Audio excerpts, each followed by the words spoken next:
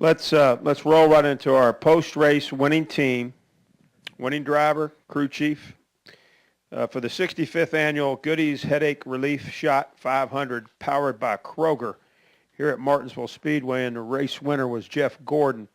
He drove the number 24 Drive to End Hunger Chevrolet for Hendrick Motorsports. He's joined with his crew chief, Alan Gustafson. Excuse me. This is Jeff's 88th career NASCAR Sprint Cup Series win. His first win in 2013. His 8th win at Martinsville. That ties him with Jimmy Johnson for most wins among active drivers. And Jeff, you may or may not know this, but this also gets you in the 2014 NASCAR Sprint All-Star race because your provisional had expired. Well, you know how bad we'd love to be in that all-star race, so that's cool. Absolutely. Cool. It's always a lot of positives to come out of a win. That's exactly right. You know, you're third in points and made up some ground there. But anyhow, congratulations. Talk about what it meant to win here today. Oh my gosh, this meant so much. I mean, I feel like we've worked so hard, and many weekends we've left the racetrack looking at one another, going, "What do we have to do?" We've had race cars, we've had pit stops, we've had strategy. I feel like I've had days where I've done my part, but just couldn't get it all lined up. And today, I mean, we come into this race with a lot of confidence. This is a great track for us, the 24 team, for me personally, and these guys, Alan especially. They gave me a great race car all weekend long. I was a little disappointed myself qualifying. Felt like we should have done a better job than that, but he made up for it, getting that number 2 pit stall.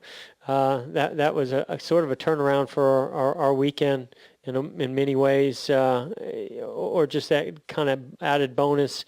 And that paid off for us today as well, and of course, a great race car. But, I feel like we've been in position to win this race several times the last few years, and just no different than like Jimmy Johnson today. You get stuck in that outside lane on the wrong restart, and all of a sudden you're fighting to try to be in the top 5 or top 10, and we went through some of that today at times ourselves. But there at the end, great pit stop, tires at the right time, good adjustments, and then we were in the inside lane those final 2 restarts, and to me that made all the difference.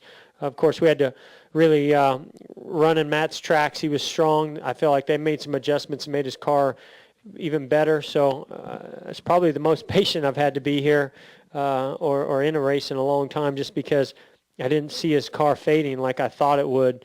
And it just took a little longer, and it finally did start to give up a little bit, and we took advantage of that. Alan, talk about coming here this weekend and maybe a couple of things that stick out in your mind that might have been the key to the win. When you maybe think about you got here Friday, and is there anything that sticks out in your mind maybe that was, hey, I'm glad we did that? Yeah, I mean, it was obviously a great day, and coming here, we knew this was a race that we needed to try to capitalize on. We needed to get a lot of points out of here to keep ourselves in contention for this championship. And as Jeff alluded to, I think we had a really good car all weekend. Qualifying, we were a little disappointed. We focused solely on qualifying on Friday because we really wanted that number 1 pit stall. We felt like a few of the last races we've lost races because we didn't have that number 1 stall, and our competitors did. So a little disappointed with 9th.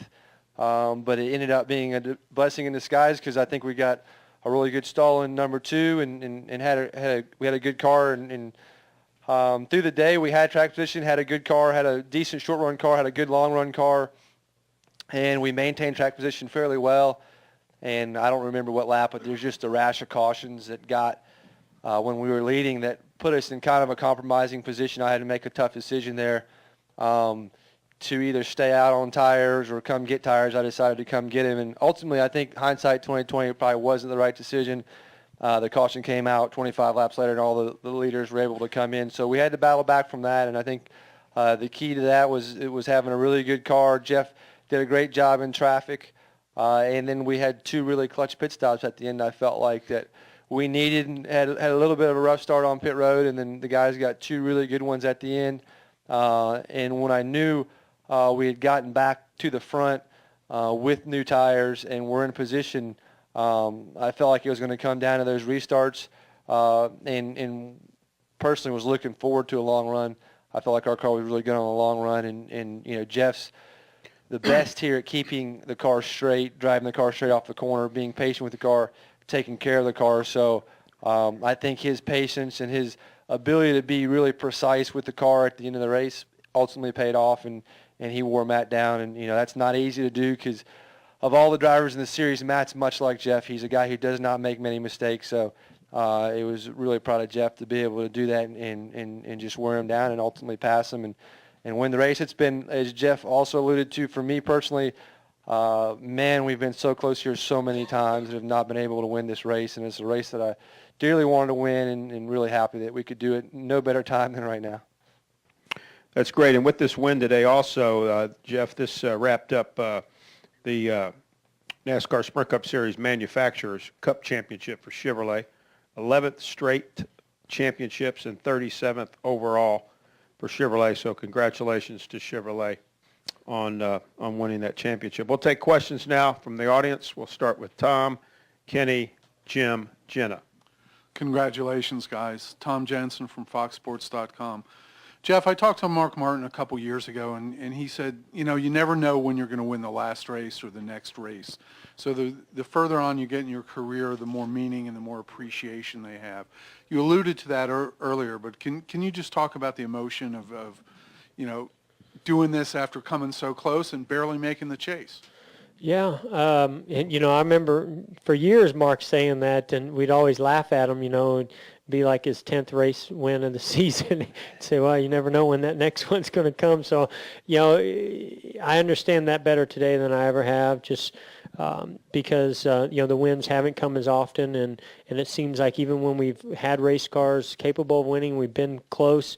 That just little small circumstances that it could be all it takes sometimes to keep you out of victory lane. It makes you realize just how hard it is to line all those stars up to make it happen. And sometimes guys make it look easy, and it's not. I can promise you that. And I think what's even tougher is when you're not getting the wins, and just over time it just starts to accumulate, and it's hard to keep the confidence in what you're doing, each individual on the team as well as together as a team. And that's what I think I'm most proud of is that we've been able to stick together and maintain a great working relationship to know that just keep on our path and it'll come. And now things have really been coming our way, and the momentum is there and confidence is there.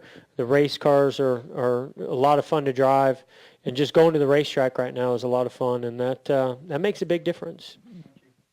We'll go to Kenny. Excuse me, Jim, Jenna, and we'll go to the press box. Kenny? Bruce, NASCAR.com. Along those lines, how long will you think about this win, and how long will it stick with you as far before you start thinking about the next race and what do we have to do to? I was going to say, when do I get to Texas? I mean, you don't get to enjoy wins for very long, in this series, and you always want to win a race when there's an off weekend or an off season. It was pretty sweet to win Homestead last year because we got to enjoy that one for a while. But this is a special one, for many reasons. It's Martinsville. That grandfather clock is very special, very historical racetrack. It's one that's been very good to me. Also memories, not so good memories. So it just, there's a lot of meaning to the winning at this track. And I mean, I think it's just really why it's going to stick with me is because it's been a tough year. And there's no better time to win races than right now, and to be able to carry that momentum. I mean, I'm so proud to be third in the points. I mean, we all want to win the championship, but I mean, from where we started earlier in the season, heck, where we started in this chase, to be third in points right now, I'm very proud of that. And we can't get the cart ahead of the horse. We got to appreciate that. But also take advantage of this momentum and confidence that we do have. And I can't wait to get to Texas. We just tested there. Thought we had a great test. Thought we ran good there earlier in the season. I mean, right now, like I said, I'm looking forward to getting to every race, but you try to savor and enjoy this one as much as you can. Well, until we get to Homestead and Tess on Tuesday. So, we're busy right now. And so I just can't wait to get home and see my kids and my daughter. She made me cry on the phone because she told me she was crying because she wasn't able to be in Victory Lane. That kind of stuff makes every win special. Let's go to Jim, Jenna, and then we'll go to the press box. Go ahead, Jim. You have a question, Jim? Go ahead. Charles Observer. You don't need a microphone, Jim. We know that. You kind of just touched on this a little bit, but this question is for you and Alan. A little over 7 weeks ago, you weren't even in the chase. And now with 3 races left in the season, you have a plausible chance to win a championship. What has transpired over the last 7 weeks? Well, I wouldn't call it, it's not 7 weeks to us because, to me it's about 11 or 12 weeks that, it started before we got to Richmond that I feel like we started to connect on some things with the setup of the cars. I really think back to actually New Hampshire between me and this guy, the first New Hampshire.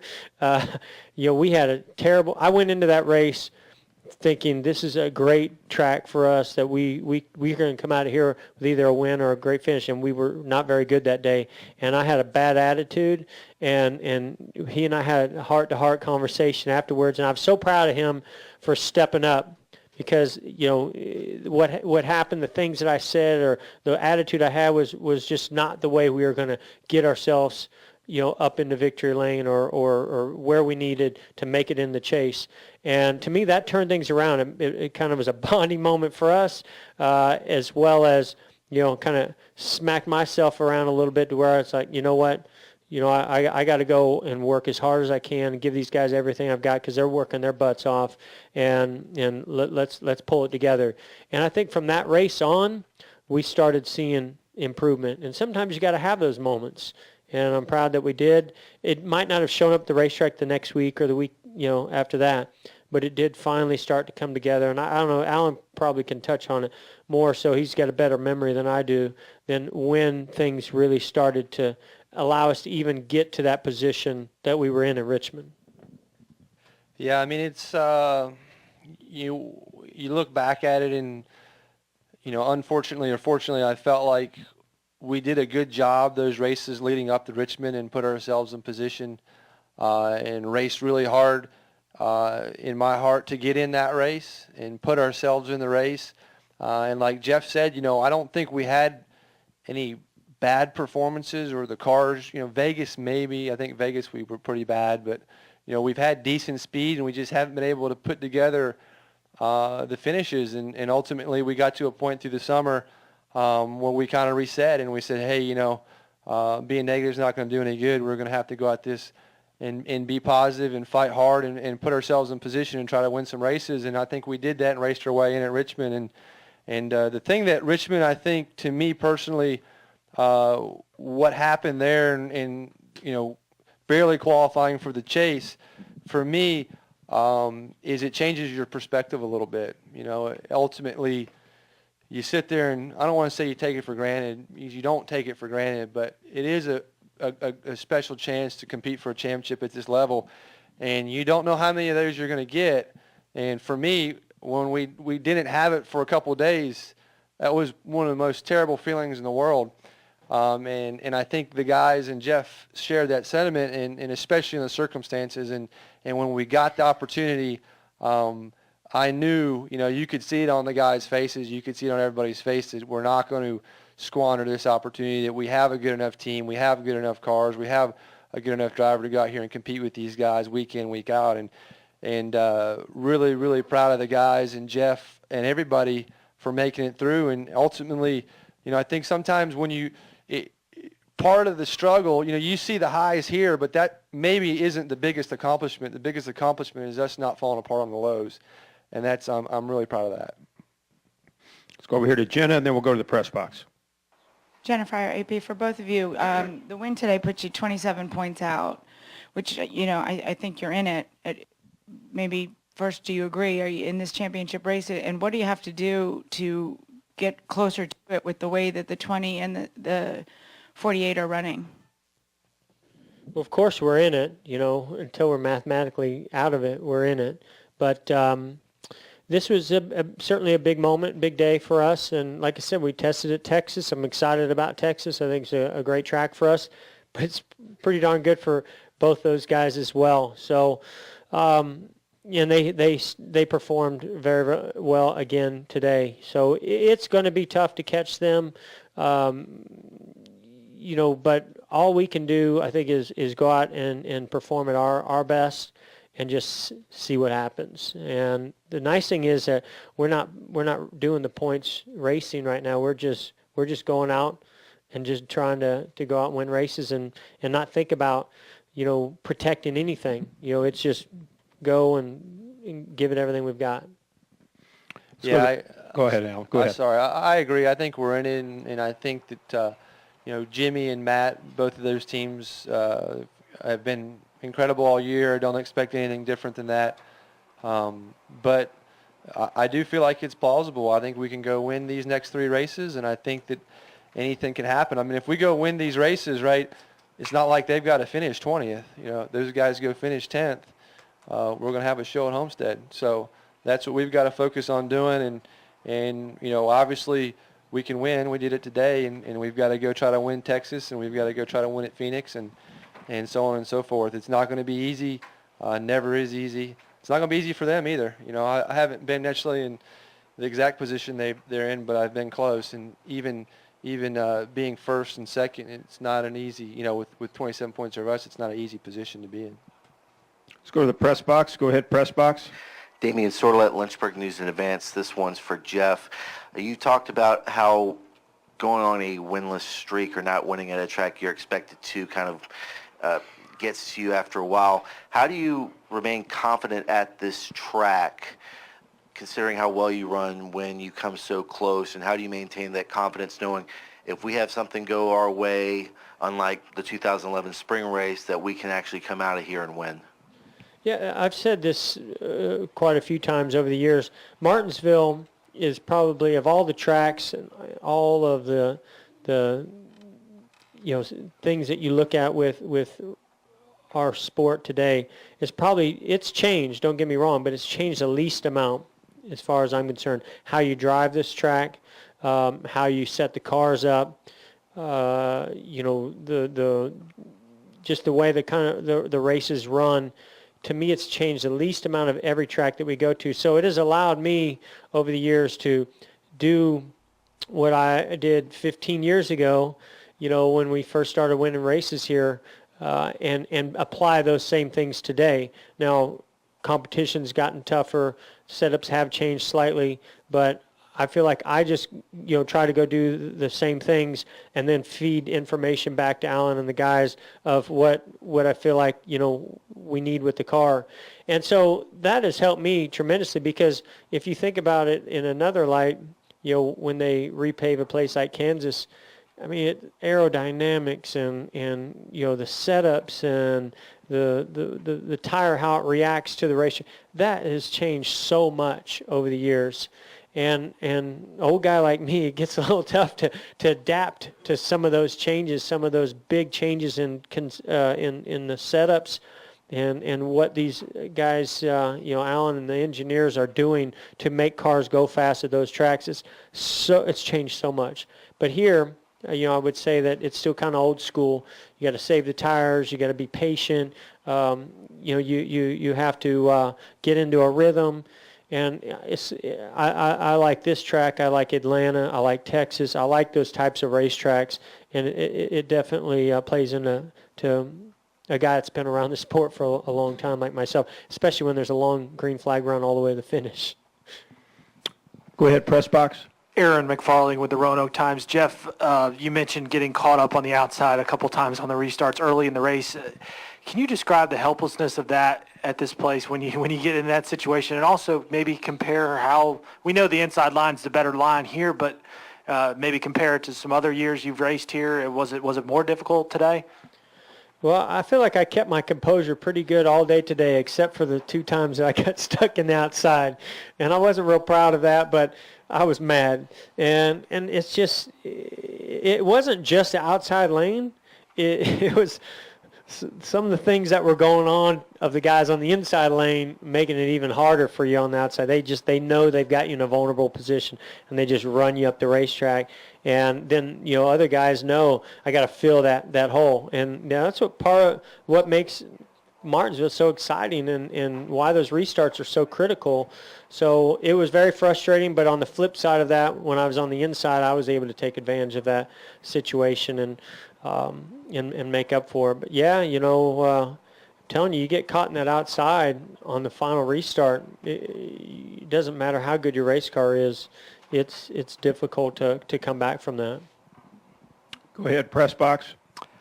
Nate Ryan, USA Today Sports. This is for both Alan and Jeff, if you guys both could address this. Jeff, the last time you missed the chase in 2005, you changed crew chiefs. The last time you went winless in a season in 2010, you changed crew chiefs. Has everything that's happened... Probably won today. I knew this was going to be a controversial question. Has everything that's happened, I guess, like in the last couple of months, maybe reinvigorated both of you guys and made you more committed to each other and have this surge and know that you guys can kind of still work together and still, want to have a future together going forward, given that past events you've made changes in these sorts of situations? Well, I don't want to get too much in the conversation we had at New Hampshire, but I didn't bring it up. He did. But, it's either you got to have a heart-to-heart, and the thing is, I love this guy. I think he's a great crew chief. I don't think he gets near enough credit. And when you're Jeff Gordon's crew chief, a lot of people like to say things when things aren't going well, and it makes it even tougher to be in his position. I think the crew chiefs already have the toughest job out there. But before he was my crew chief, I wanted to work with him. And now that he is, I like working with him more than I ever thought I would. So when things aren't going well, the toughest thing is to see him go through criticism or to criticize himself, or anybody doubt one another. And when we're not doing well, I can tell you, I'm not questioning him. I'm questioning myself. I'm like, man, what do I have to do? But the nice thing is that they're doing the same thing. And that's how you come together. Because once he stops believing in me and I stop believing in him, then we're done. And luckily for us, that has not been the case this year. And that's why I think we've been able to stay so strong and come back and be where we're at today. Okay, You let's want to comment on that? Hey, you're off the hook, Al. Go ahead, Kerry. Appreciate that. Yeah, I think we're good there. Let's come back downstairs here. Roger, got a question. We'll go to Roger, Bob Pockers. Roger, Holtzclaw Speedway Media. This is for Jeff and Alan both. You've gained a few points today. You're a little closer. We're at 3 races to go. You're within striking distance. Does the fact that you're closer, does that take a little bit of the pressure off, or does it increase the pressure and ramp it up? I think it increases the pressure. I don't know if the pressure ever decreases, does it? Yeah, I don't know. I don't know that it increases it. To me, I think it just, that opportunity, it kind of, you're always competing to win, and you do everything you can. But when it's getting closer and closer, somehow or another you seem to find a little bit more and a little bit more, and I've seen that in Jeff, and I think it's just kind of part of human nature. So. I'm hoping to go to Texas and get a little bit closer, and then we'll have this conversation again. I think the closer we get, really, I don't want to say that we're playing with house money, but of all the cars that are competing for it, I think we are. So for us, the best thing we can do is just go out there and try to win and get closer and closer and have a chance at Homestead. Yeah, that's really was my goal going into this chase. Still my goal now is to go into Homestead with a shot. Let's go to Bob, and then we'll go to Mark Garrow. Go ahead, Bob. Bob Packer, Sporting News. For Jeff, can you, as far as the Texas test, when you're at that test and Kenseth is there too, the guy that you're competing with for the title, how much are you, is it hard not to peek and look at what they're doing or wondering what they're doing or wondering what times they're running on a test like that? Well, of course we're paying attention to that. I think we've got one of the toughest competitors not only for this championship, but for each track that we go to right next to us in Jimmy Johnson. So, and really all of our teammates, I mean, Casey and Junior, and they all run good at every track we go to. But when you're at a test like that, you want a bunch of teams there, especially the highly competitive ones, not one to put rubber down on the track and get true race conditions, or as true as you can get, but also to stack yourself up against them. And I'll be honest, the first day I didn't think that we were competitive enough, and I felt like now that the Roush guys, they were down at one end of the garage, so there wasn't a lot of peeking and looking around. It was kind of, they were on one end and we were on the other, but we are certainly looking at lap times of them as well as our teammates and keeping track of it. And I don't think it really changed our game plan. I think we had to continue to try to find comfort and speed and confidence in the car. And I feel like we really made huge gains the second day that we were there. And, I was looking forward to that race already, but even more so now. Okay, let's go to Mark Garrow in the back, and then to Jeff back. Gluck. Mark Arrow with PRN for both of you guys. Jeff, in 2007, you put up some big numbers and were the runner-up in the points. This season right now, the way you guys are running now sort of gives me that feel. You come every week competitive. You come with a car that can run top 5, chance to win. Does it give you that feel, and does it frustrate you guys that the worst number you've had is 15th here in the chase, and yet you're still 27 points behind? And also, if you could make a comment about clinching the Manufacturers Championship for Chevrolet as well. Well, my memory is bad, but it's not bad enough that I know that 10 weeks ago, those questions and comments that you're making were exact opposite.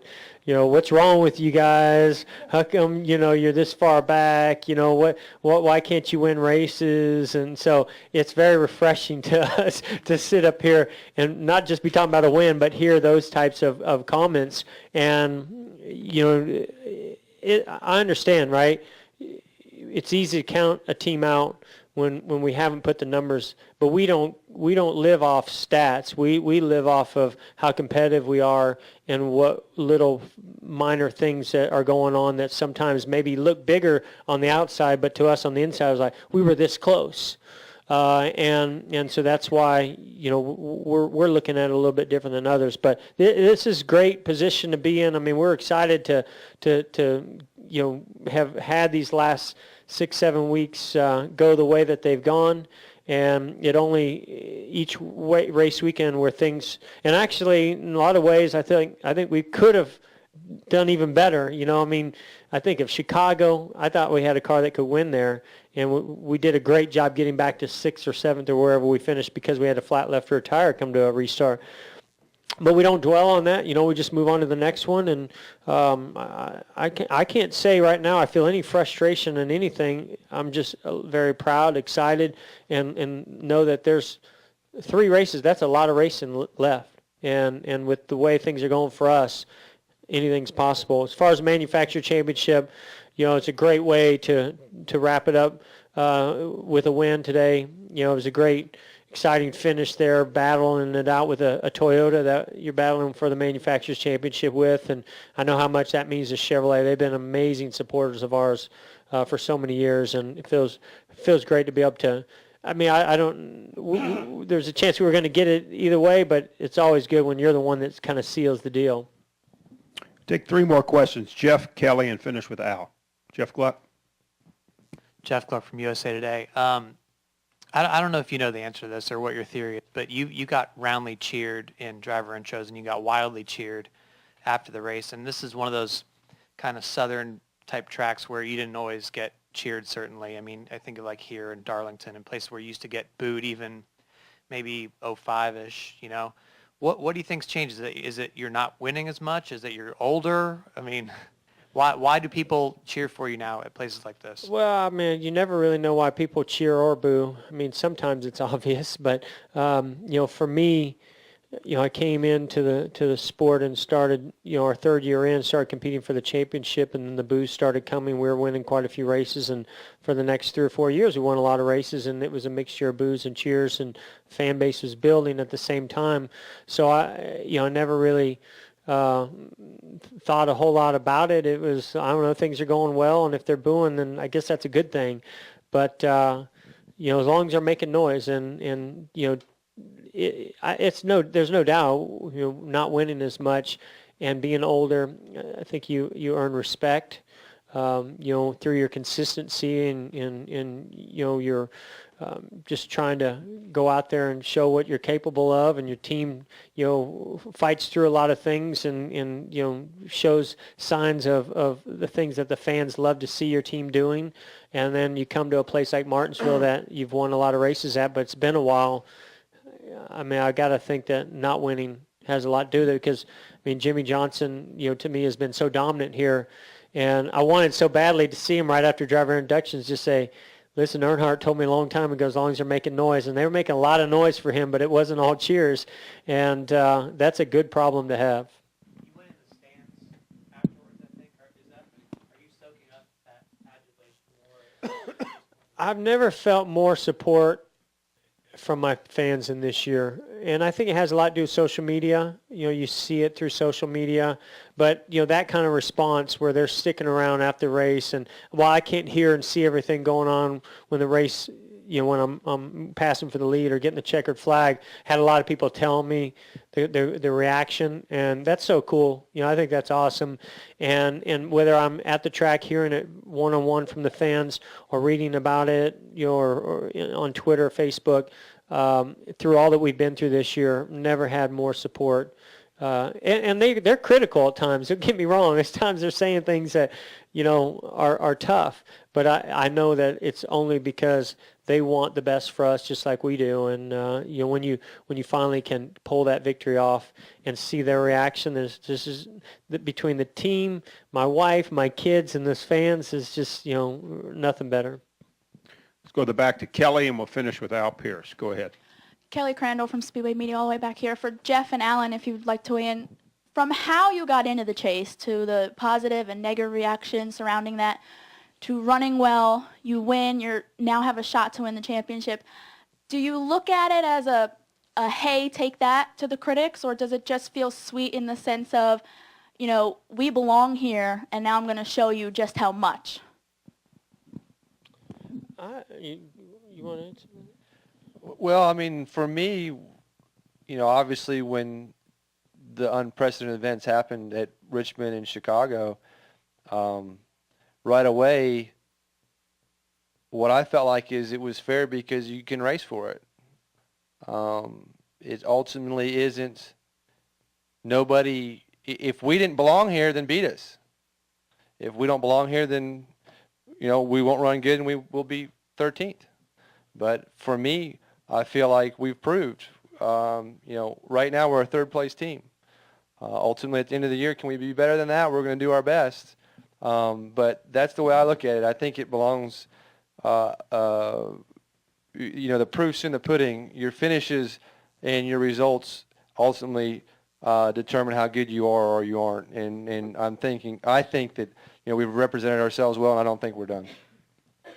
Yeah, I feel like we deserve to be in it. I don't like how we got in it being an added 13th team, and you can dispute that all you want, but we're certainly not going to say no, we won't take it. We wanted to be in it. We feel like we were in a position to earn our way into it. And I think that this team would have performed like this whether we were in it or not. I was as motivated on Wednesday between Richmond and Chicago to go out and just prove why we should have been in it, and how we're going to go in the season strong, as I was once I found out on Friday that we were in it. So, to me that decision just meant that what we're going to be racing for is a championship instead of for ourselves and pride and to kind of show the critics. And just quickly to follow up on that, how, besides the fact that you just want to win another championship, deep down, does it ever cross your mind, hey, I just want to win it to give all the critics something to talk about of how we got in the chase and I went on to win the championship, just to, maybe frustrate them all off season? And I don't think of it that way. We just want to win. We just want to win the races and win the championship. That's all that matters. Final question, Al Pierce. Yeah, Jeff, Al Pierce, Motor Week. One last question about points. Matt said earlier tonight that anybody in effect one race behind or 48 behind is probably out of it. There are 5 teams still within that 48-point margin. Do you think it's down to you, Kendrick, Jimmy, Kevin, and Kyle? Are they the 5 that are still in it?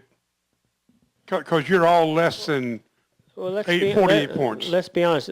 We're all alive, but right now there's 2 that are in it.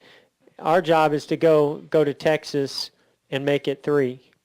Realistically, legitimately, and we've got to put pressure on those guys. Right now, other than this win today, they don't really feel a lot of pressure they're racing one another, is the way I look at it. And those guys are capable of putting very solid finishes together for the remainder of this season. So for us, we're really thinking of we just got to go fight hard and see if we can't do something extraordinary. And it's going to take extraordinary 3 weeks for that to happen. But mathematically, we're certainly in it. But until we close that gap, I don't think that anybody else is really looking at it other than those 2 guys. Congratulations to Jeff and to Alan and Hendrick Motorsports for this big win today, and we'll see you at Texas. Yeah, thank you.